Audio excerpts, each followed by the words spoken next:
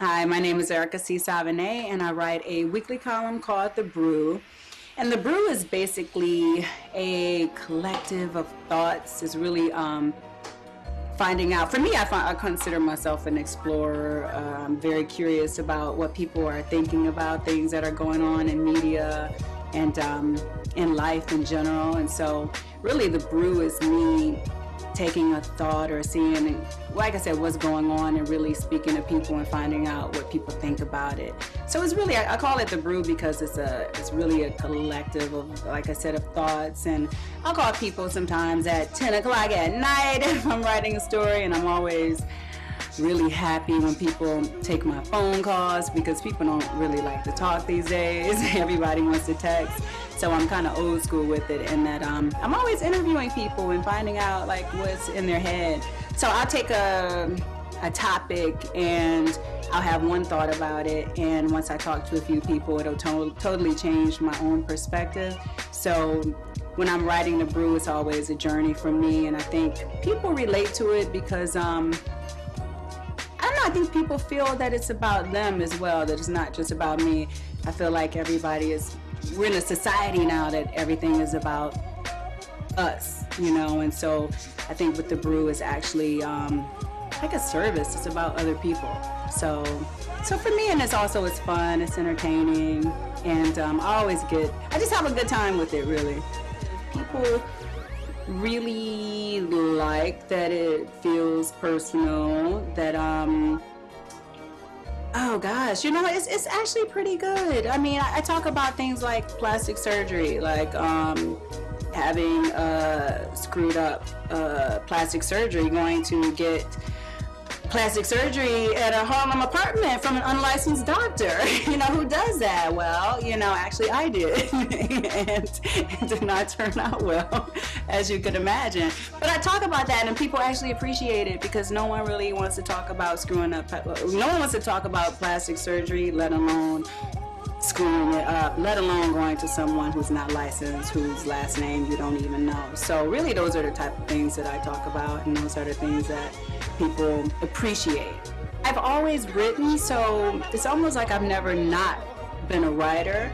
So for me, it was really taking it more seriously because it was something that I never looked at as a talent or anything. I didn't grow up around writers, so it wasn't anything that was looked upon as a career, or it just was just something that I enjoyed doing. So I think the transition for me is not really about going from a model to a writer. It's just more me accepting writing as being something that you could actually make a living from or do seriously, So it was a transition in my own mind. I actually have to remind myself what drives me professionally, because sometimes I forget when I'm struggling with writing something and I don't know necessarily where I'm going with it.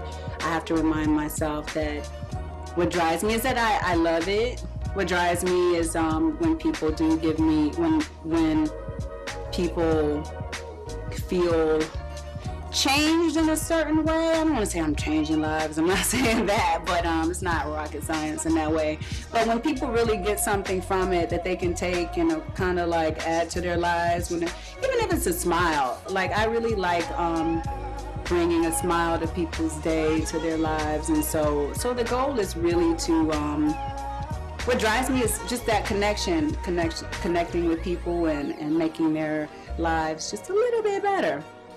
And of course, I would love to make tons of money from it one day. Tons of money, period. I would love to be rich and all those things. I think a lot of us would. But, I'll take the smile too.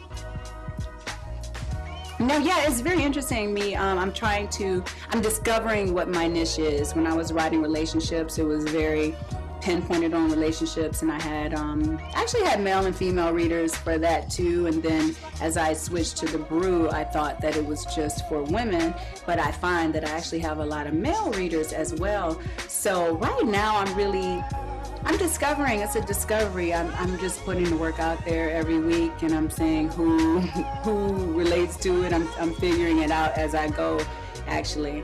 And it's just a discovery. That's all I can really say, you know. Everything is really about a discovery. I don't know if I ever feel like I have something figured out, you know. And maybe I don't even want to totally figure it out, because if I think I have it all figured out, then where do you go from there? So yeah, it's constant discovery for me.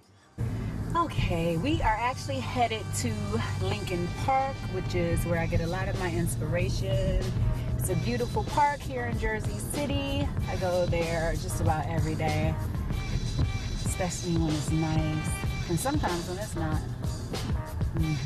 I'm inspired by first people who are the first to do things, the first anything damn near. I'm just inspired by people who create their own path, walk to a different, you know, beat of a different drum. So really creative people, really gutsy people inspire me.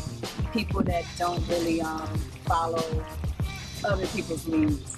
My biggest roadblocks that I face and have faced, I would say would be myself. Like I'm my biggest roadblock. I don't feel that there's been really anything standing in front of me. It's really been my own limited thoughts about myself and what I can do. So once I get past that, the sky's the limit. And every day I'm striving to get past myself, really. I think pretty much all of us are our own roadblocks when you think about it. Because if we really feel that we could do what we want to do, then who's going to say you can't, really? You know?